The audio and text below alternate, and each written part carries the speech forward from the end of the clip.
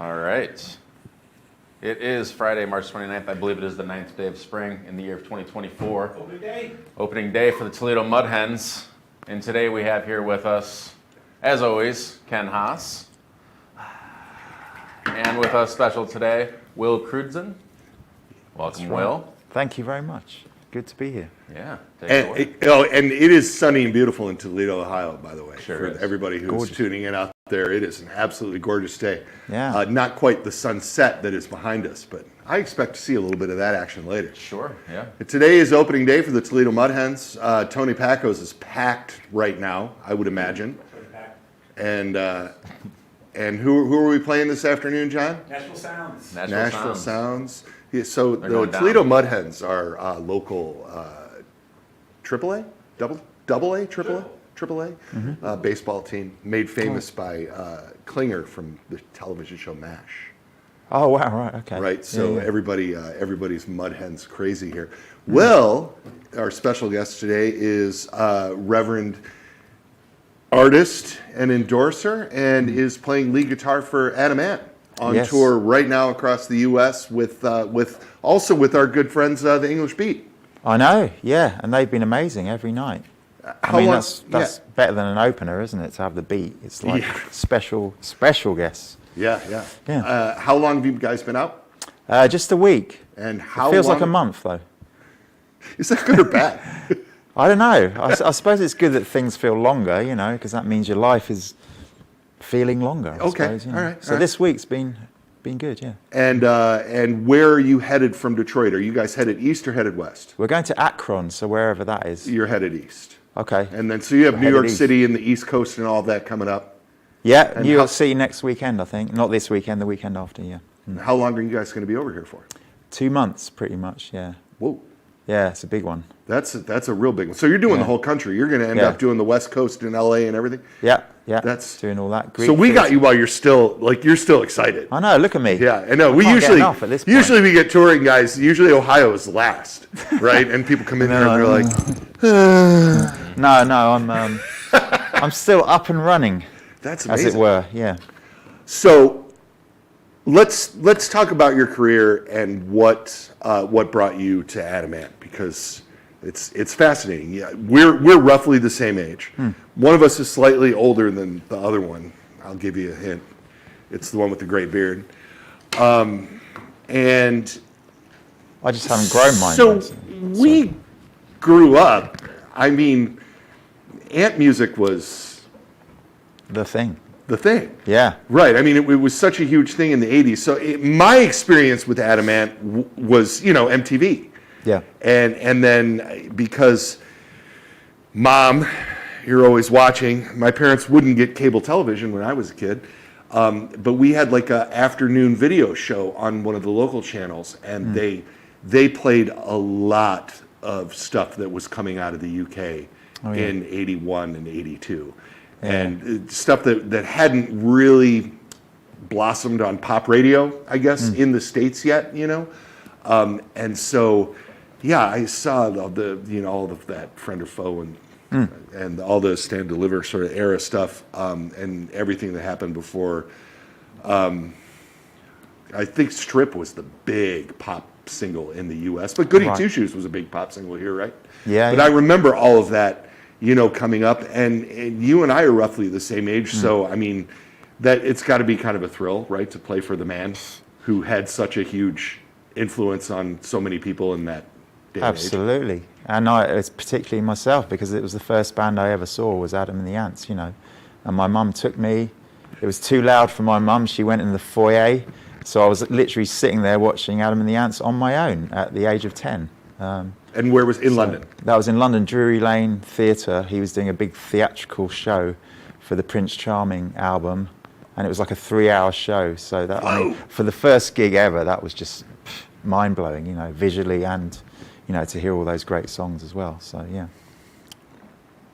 So did that inspire you to start playing? I mean, is that one of the Yeah. things that planted the seed with you initially? Oh, definitely to join a band. I mean, I was already playing the guitar because I was having classical lessons from age of 9. But So what was your first guitar? It was, I don't even know, a Astorius classical. Can't remember the make of it, but it was a nylon string. Yeah. Big fat neck. Yeah. So the first time you grabbed an electric, you were like, oh yeah, whoa. definitely, yeah. But I went through different phases. I had a bass at one point. I had some drums at one point. I just wanted to be in the band doing something, but because I was learning on the guitar stuck, I guess. Yeah. How old were you when you started your first band? I guess about 16 or something. Yeah. Schoolmates. Yeah, college friends. Yeah. So I did that for a bit. I had a band called Jetpack, which was kind of around the time when there was like in the UK we had Zig Sputnik. I don't know if they weren't that big in the States, but and I just wanted to that whole electronic kind of based guitar stuff I was really into. So we had a drum machine, and we just kind of did it like that. Went out with a drum machine and a bass player. And, yeah, that would have been around. The whole sci-fi thing was like really. I was really into all that. So yeah. Late 80s, early 90s. That was kind of late 80s. Yeah. And then where does it go from there? And from there, I don't know, I carried on doing that with unsuccessful stuff. And it took me 45 years to get where I am. No, it took me a few years, but that's the thing. Then I joined a band called Rachel Stamp, and we got signed to Warner's. This is kind of mid-90s. That's when I first met Adam, actually, because he was into Rachel Stamp, that band. And we were, that was one of our main influences as well, was that we actually had a song called Pink Scab, which was kind of a rip-off of Red Scab by Adam and the Ants. But yeah, we were kind of like very glammy, quite heavy as well, but like we came out kind of the same time as bands like Placebo and all that in the UK. So we were into our bright colours and glammy stuff, and a lot of feather boas at the gigs. So yeah, Rachel Stamp, we did that. I did that for about 10 years. That was, we did a lot of touring. We came to the States. We supported Pigface about 20 years ago. Wow. So yeah, that was really the first time I actually did the proper band thing. Yeah. And you had mentioned on the way down here that you have a little bit of history, at least with the Selector.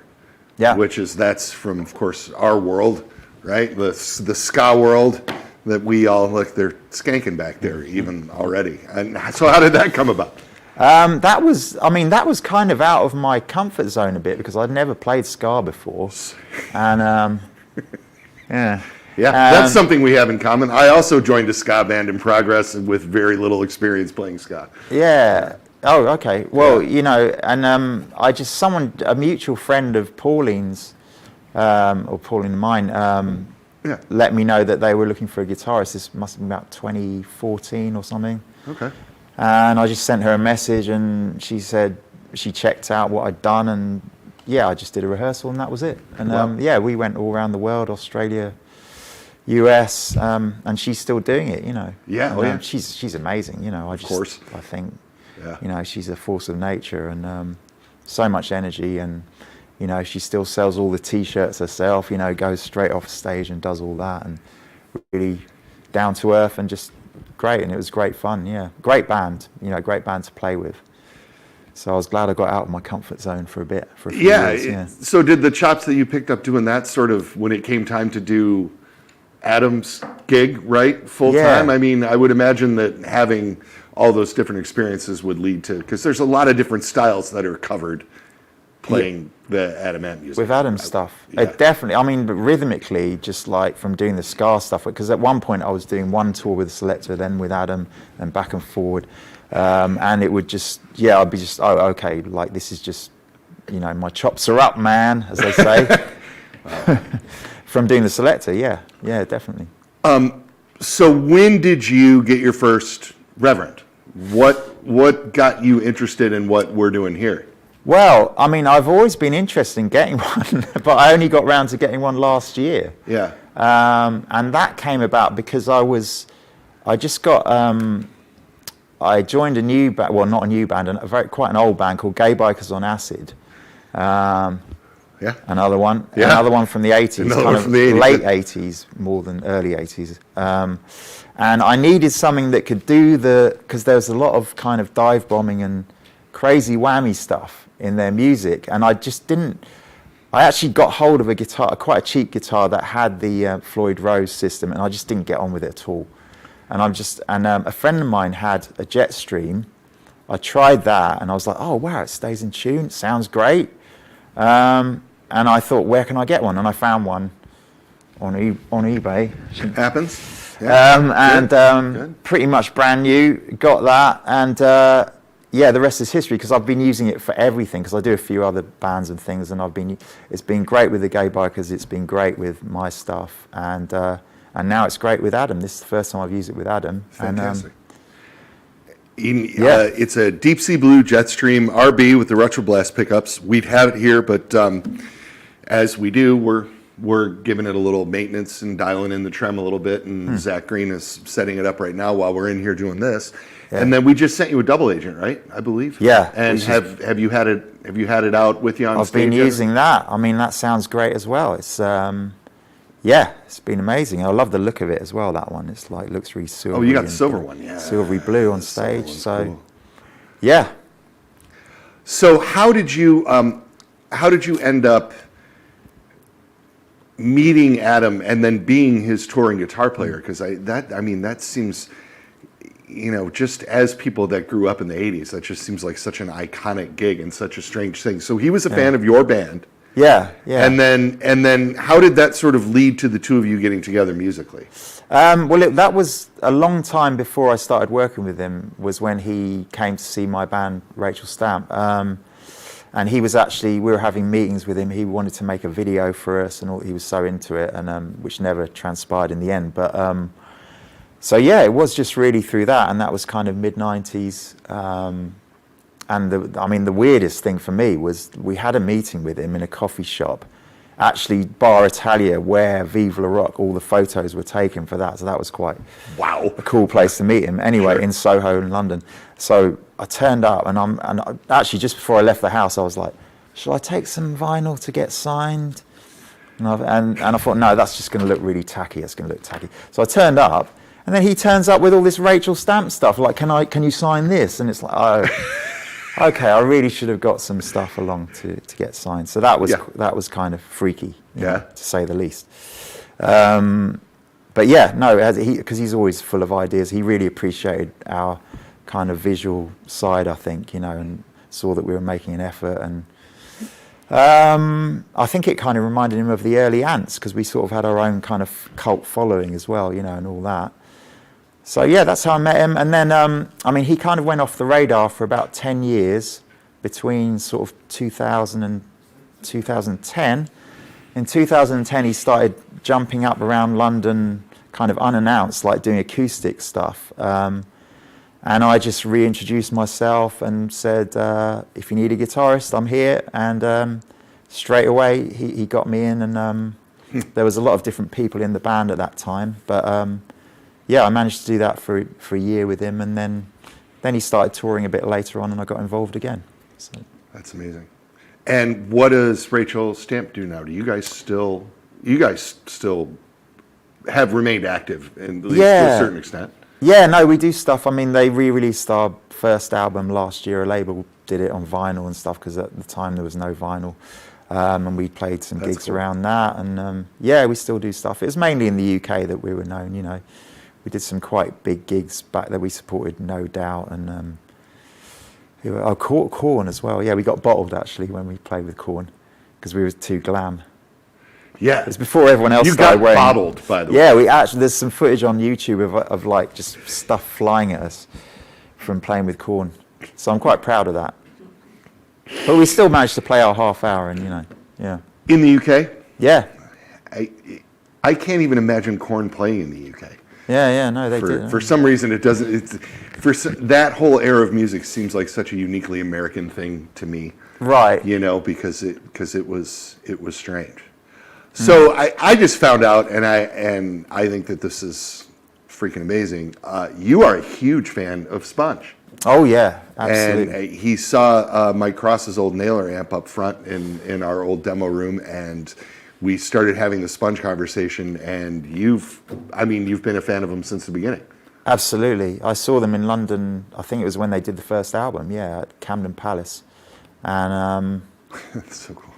That sounds very Spinal Tap, doesn't it? It sounds like Luton Palace or something, but the Camden Palace did actually exist. And yeah, no, and I just said to Ken, we walked in the room back there with the amps, and I said, have you got any old Naylor amps? And I turned around and there was one there. And I said, do you know what? I love that second Sponge album. I love the sound of the guitars on that, and I know it was all done on Naylor. Ken says, well, that's the amp. Yeah. And I'm like, I've never done that to an amp before, you know, but I've never even done that to a guitar before. But, you know, that's, to me, that is the holy grail, yeah. Because, I mean, I'm not mega into guitar bands. I like electronic music, you know, but Sponge is one of those bands that just transcends it for me. They're just great rock and roll band, and particularly on that album, that's Wax Ecstatic album, the guitar sound. So yeah, incredible to see that amp. There's a lot of interesting. Speaking of electronic music too, I mean, there's a lot of interesting things going on, and you know, you hate to talk about. I was criticizing the guitar world for this when we were riding down here this morning, right?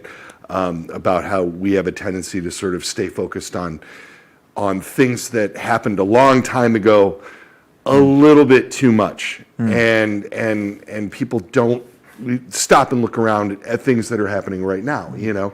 And there's a lot of great music being made right now. Oh yeah. The electronic world isn't something that I know anything about, like currently what's happening.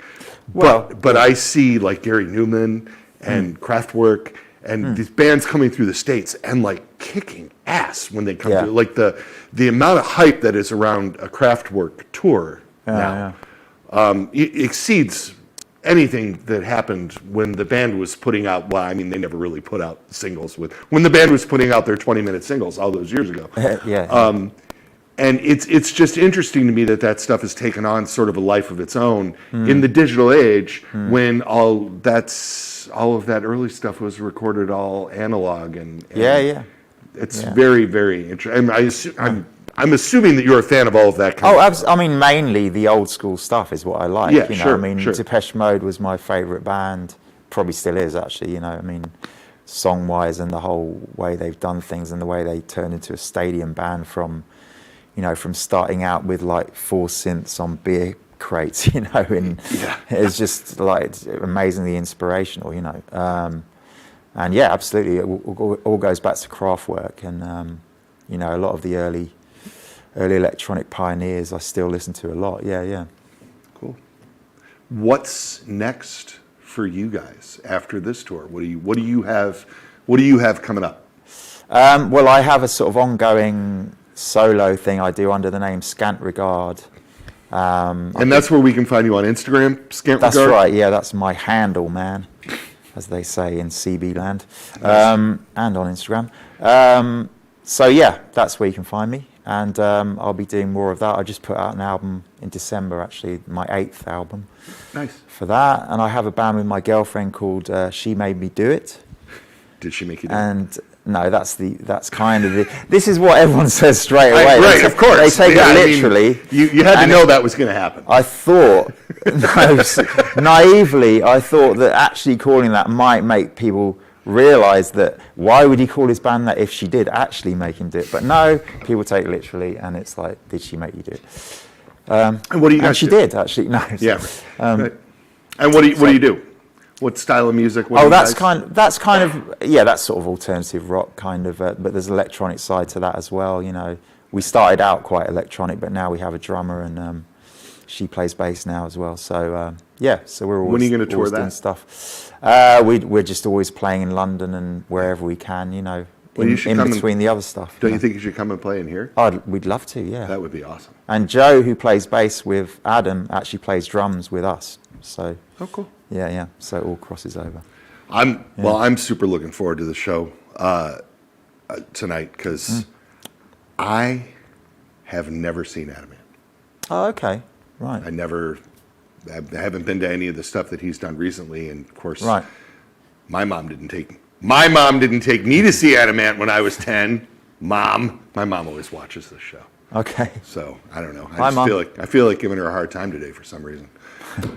Before we have some exciting news in Reverend world we're going to talk about, But before we get into that, do we have any questions coming up? Does anybody have anything for Will or for me? Well, let's fire them up. Hey. At the moment, no. A lot of just hellos, you know. Of course. Some oys. Got some oys, if you will. Oi, oi. From AntLib25. Oh, oi, oi, Lib 25. Yeah.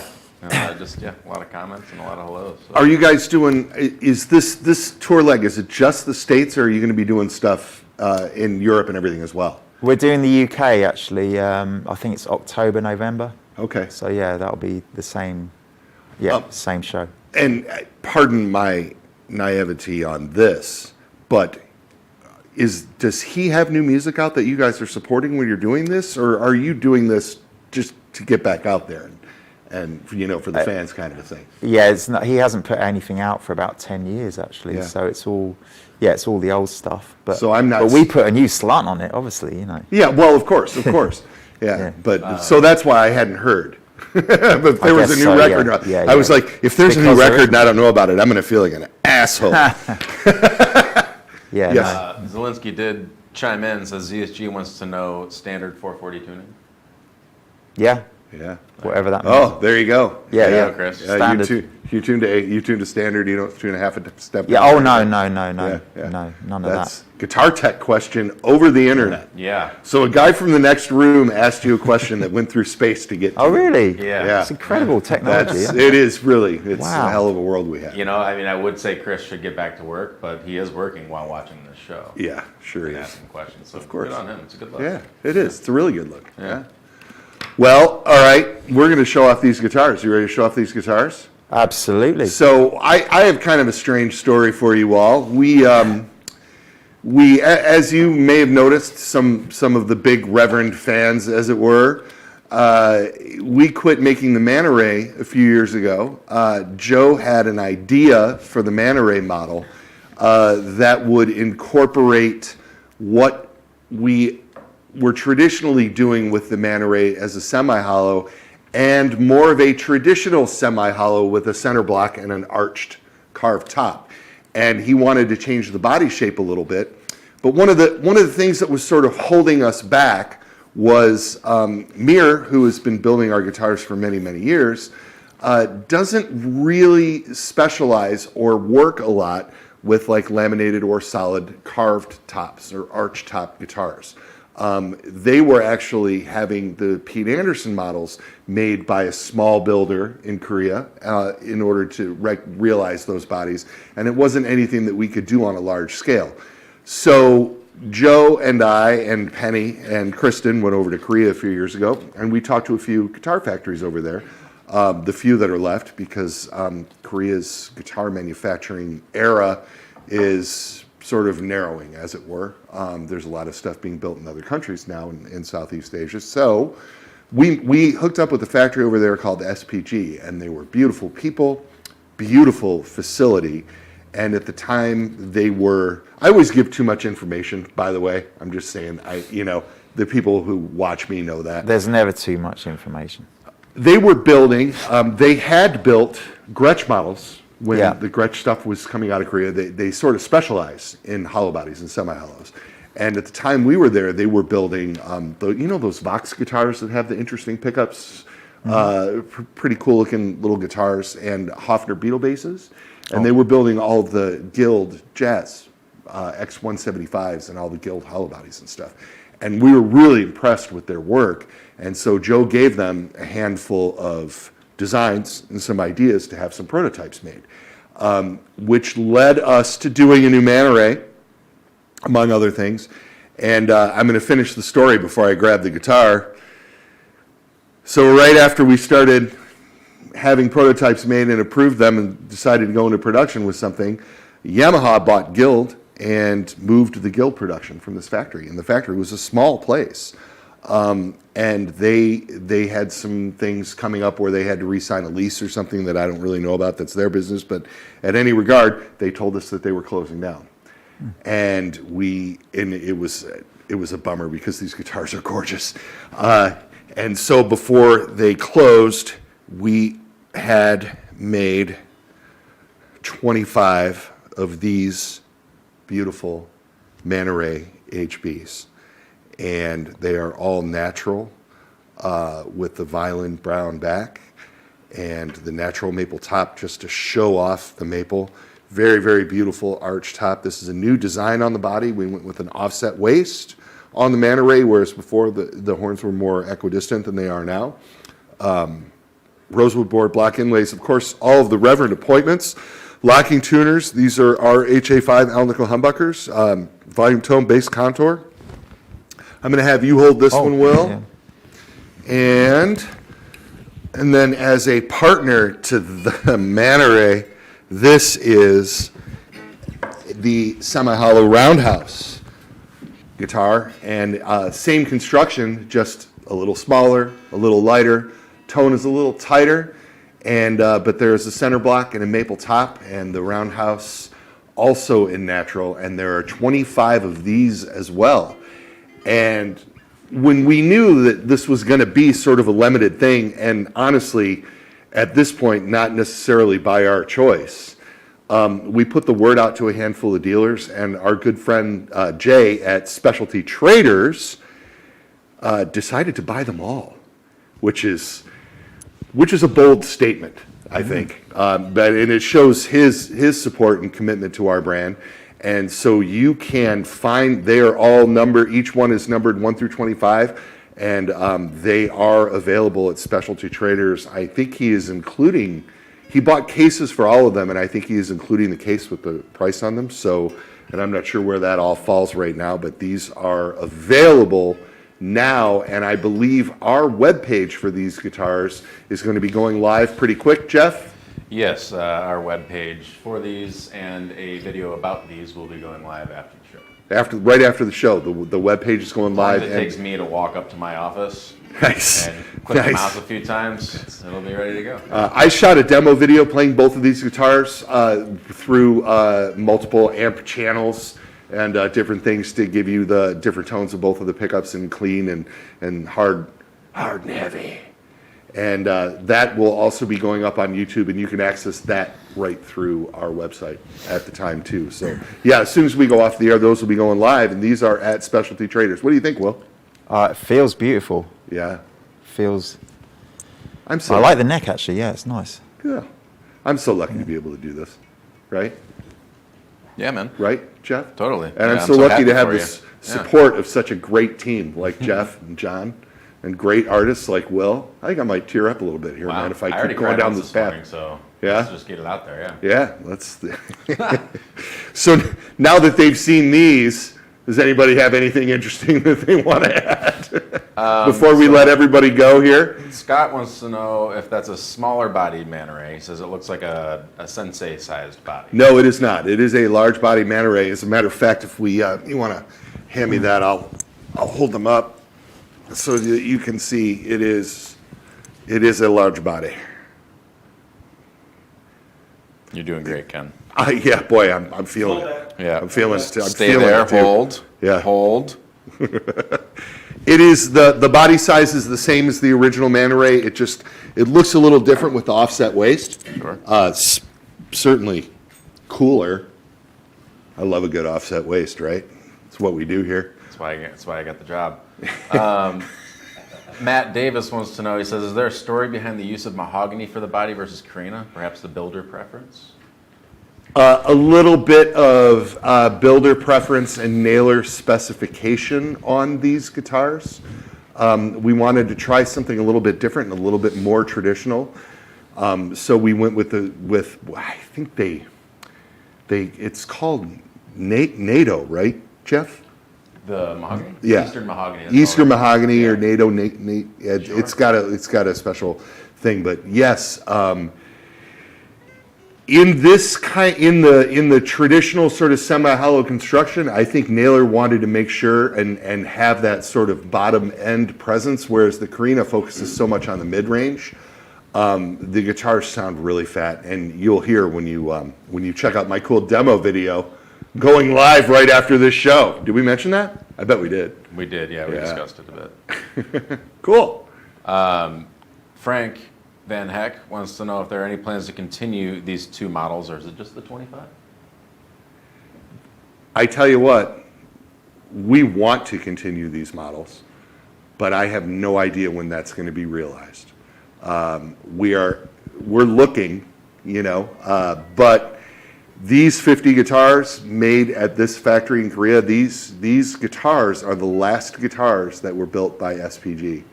And I think that's interesting. And so exactly these instruments will never really be replicated. If you'll notice on the roundhouse, the upper part of the body is elongated slightly. And I think going forward, we would probably move the upper bout of this particular model back a little bit, although it does feel really nice and tight on the bottom end of the guitar as a result of having this sort of larger neck joint area. I'm not sure that we would do that going forward, particularly the same way. So I can't say for sure what the future holds for these models.